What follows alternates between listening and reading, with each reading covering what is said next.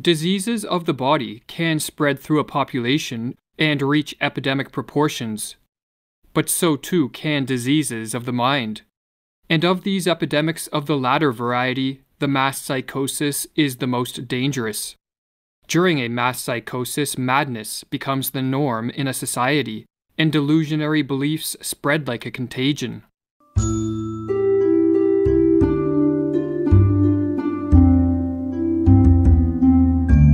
Terima kasih buat Bang Ahmad Surya yang telah memberikan supportnya. Buat kalian yang mau mendukung kemajuan channel ini, bisa mengirim bantuan kalian pada dompet digital yang tertera di deskripsi. Selama ini, pandemi yang mungkin kita ketahui atau pandemi yang kita kenal merupakan penyakit fisiologis seperti flu Spanyol, Black Death atau wabah hitam, wabah corona pada tahun 2019 lalu, dan beragam jenis wabah lain yang merupakan jenis penyakit yang disebabkan oleh virus atau bakteri tertentu. Namun, di luar semua itu nih, ternyata ada sebuah epidemi atau bahkan bisa menjadi pandemi yang tidak kalah berbahaya yang mungkin saat ini sedang berada di sekitar kita gitu. Atau bahkan sudah menginfeksi diri kita tanpa kita sadari. Penyakit tersebut dikenal dengan mass psychosis atau kegilaan massal yang merupakan bagian dari salah satu penyakit psikologis yang dapat menyebar pada diri orang lain. Ketika sebuah masyarakat terjangkit penyakit mental tersebut, maka orang-orang bakal menormalisasikan beragam hal tabu dan aneh. Orang-orang juga bakal membiarkan nilai-nilai moral dan etika menjadi berantakan. Mereka juga terjebak dalam delusi dan fantasi mereka sendiri. Hingga pada akhirnya, kegilaan atau hal-hal yang mungkin bisa dibilang gak wajar, perlahan demi perlahan dianggap sebagai bagian dari kehidupan dan menyebar layaknya penyakit yang menular. Fenomena tersebut dapat muncul dalam beragam bentuk yang disesuaikan dengan kondisi sebuah zaman maupun fantasi dan delusi yang hidup dalam pikiran masyarakat. Itulah kenapa beberapa penelitian menggambarkan mass psychosis dalam beragam jenis atau aktivitas yang berbeda di berbagai era. Contohnya kayak di abad pertengahan, di mana mass psychosis dianggap bertanggung jawab atas lahirnya abad kegelapan Eropa, fanatisme buta terhadap agama, genosida, dan wabah menari. Sementara di awal abad modern kita saat ini, penyakit mass psychosis dianggap sebagai penyebab utama kegilaan atas dasar ideologi dan fanatisme terhadap pandangan politik tertentu, hingga menguatkan beragam jenis idealisme, seperti komunisme, sosialisme, fasisme, nazisme, liberalisme, dan puncaknya melahirkan Perang Dunia Pertama hingga Perang Dunia Kedua. Pikiran-pikiran masyarakat pada kala itu diselimuti oleh delusi yang mengatakan bahwa hanya idealisme dari masing-masing diri mereka yang bisa dianggap sebagai jalan terbaik dari kehidupan. Hingga pada akhirnya, penyakit pikiran itu sendiri membutakan dan memabukkan diri mereka, serta menghancurkan tujuan mereka yang memimpikan surga di dunia dengan menciptakan neraka dalam bentuk peperangan. Semua yang terjadi di dalam sejarah tersebut bisa menjadi salah satu bukti kalau penyakit mass psychosis atau penyakit kegilaan massal tersebut memiliki dampak yang sangat amat serius, di mana masyarakat seolah nggak sadar kalau diri mereka sebenarnya lagi sakit. Kemudian mereka bersama-sama berjalan menuju jurang. Dalam catatan sejarah, penyakit mass psychosis seringkali dianggap lahir dari sistem otoriter atau dogma yang menjadikan kesadaran manusia terjebak dalam sifat kekanak-kanakan dan gagal untuk berkembang.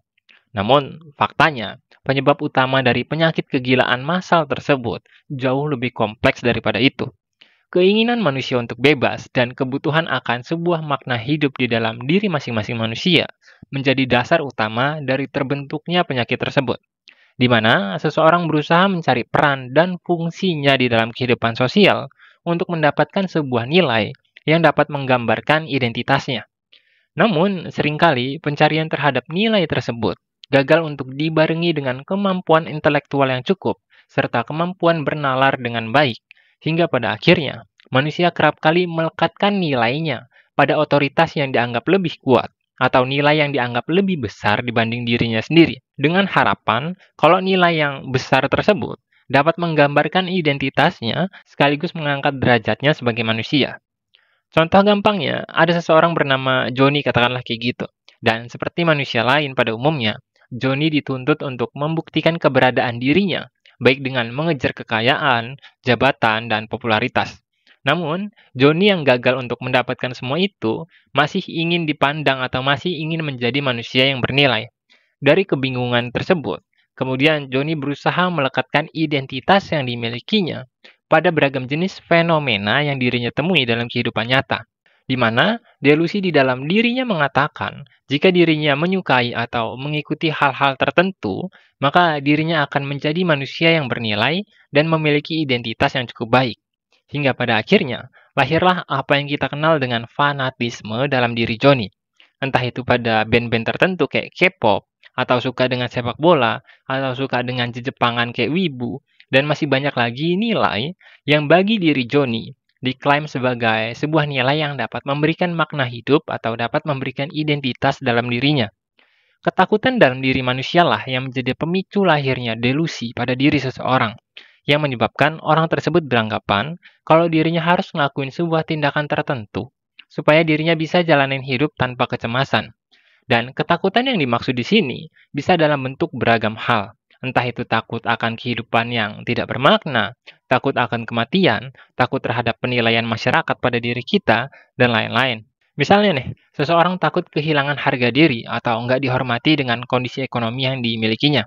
Akhirnya, lahir sebuah delusi yang menyebabkan orang tersebut terjebak di dalam rat race atau balapan tikus, di mana seseorang dipaksa untuk bekerja oleh dirinya sendiri, hanya untuk membuktikan bahwa dirinya punya banyak uang dan bisa mendapatkan beragam hal yang ingin dirinya beli.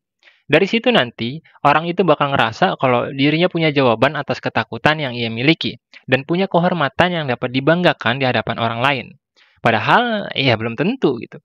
Justru itu adalah bukti dari kecenderungan penyakit mass psikosis di dunia modern saat ini. Wabah kegilaan massal juga nggak lepas keterkaitannya dengan gaya hidup anak muda yang haus akan pengakuan dan berusaha mencari perannya di dunia ini. Hingga kebanyakan dari mereka terjebak dalam jawaban palsu yang mengantarkannya pada tren-tren bodoh, hal-hal viral nggak jelas, dan istilah yang mungkin sudah cukup akrab di telinga kita, yakni fear of missing out atau FOMO. Jadi, kemungkinan semua hal aneh dan nggak jelas yang kita temui di sosial media sekarang ini merupakan gambaran dari penyakit sosial yang dapat dengan sangat amat mudah menular dan menciptakan dampak negatifnya tersendiri suatu saat nanti. Baik dalam kehidupan masyarakat itu sendiri yang perlahan demi perlahan menjadi aneh dan gak jelas, maupun dalam diri individu yang menjadi korban dari penyakit tersebut, yang pada akhirnya akan semakin mengalami gangguan mental serta kecemasan.